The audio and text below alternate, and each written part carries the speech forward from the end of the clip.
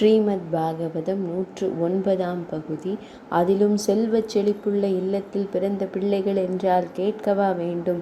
குபேரனின் பிள்ளைகளான நலகோபரன் மணிகிரீவன் என்கிற இருவரும் அப்படித்தான் இருந்தார்கள். செல்வச் செருக்கு, குபேரனின் பிள்ளைகள் என்கிற ஆணவம், பெரியோர்களை மதிக்காத மமதை, எளியவர்களை ஏளனப்படுத்தும் அகங்காரம் என்று பெரிய இடத்து பிள்ளைகளுக்கு உண்டான மோசமான குணங்கள் மொத்தமும் அவர்களிடம் குடிகொண்டிருந்தன. ஒரு முறை அவர்கள் இருவரும் கங்கை நதி கரையில் ஜல கிரீடை நடத்தி கொண்டிருந்தார்கள். ஒரு கையில் வாருணி என்கிற மதுவும் மறு கையில் அப்சர பெண்களுமாக புனிதமான நதியில் பொல்லாத காரியம் செய்து கொண்டு கொட்டமடித்தார்கள். குதூகலமும் கொண்டாட்டமுமாக எல்லோரும் விளையாடி கொண்டிருந்த போது தேவரிஷியான நாரத மாமுனிவர் அந்த பக்கமாக வந்தார். நாரத முனிவரை கண்டவுடன் அலங்கோல நிலையிலிருந்த அப்சர பெண்கள் அவசரமாக தங்களின் ஆடைகளை உடுத்தி கொண்டு அச்சத்துடன் விலகிச் சென்றார்கள்.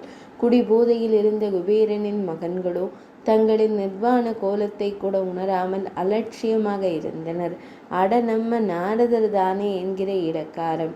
பொதுவாகவே நாரத மாமுனிவருக்கு கோபம் வராது. சாத்வீகமான பேர்வழி அவர். இப்போதும் அவருக்கு கோபம் வரவில்லை. என்றாலும் மனதில் சலிப்பு வந்தது. பணக்கார வீட்டு பிள்ளைகள் என்கிற திமிரில்தானே இவர்கள் இப்படி மடையர்களாக இருக்கிறார்கள்.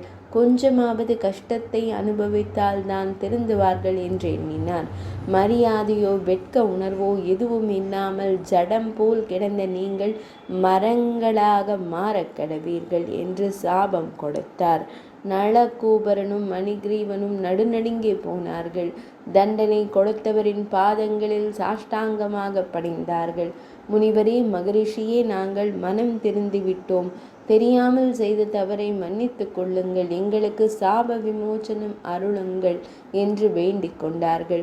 நாரத மாமுனிவரும் அவர்கள் மனம் திருந்த வேண்டும் என்றுதானே எதிர்பார்த்தார். கவலைப்படாதீர்கள். கோகுலத்தில் நீங்கள் இருவரும் மருத மரங்களாக மாறியிருங்கள். அங்கே பகவான் குழந்தையாக உலவும் தருணத்தில் உங்களுக்கு சாப விமோச்சனம் அருள்வார் என்று கூறிவிட்டு சென்றார். நாரத மாமுனிவரின் சாபப்படி மருத மரங்களாக மாறிவிட்ட குபேர மைந்தர்கள் சாப விமோச்சனம் தருவதற்காக கிருஷ்ணன் உரலை இழுத்து கொண்டு அவர்களிடம் போனார். பிரம்மாண்டமாக நின்ற 2 மரங்களுக்கு நடுவே தவழ்ந்து சென்றான். அப்போது அவனுடைய இடுப்பில் கட்டப்பட்டிருந்த உரல் மரங்களுக்கு இடையே சிக்கிக் கொண்டது. 109ஆம் பகுதி நிறைவடைந்தது.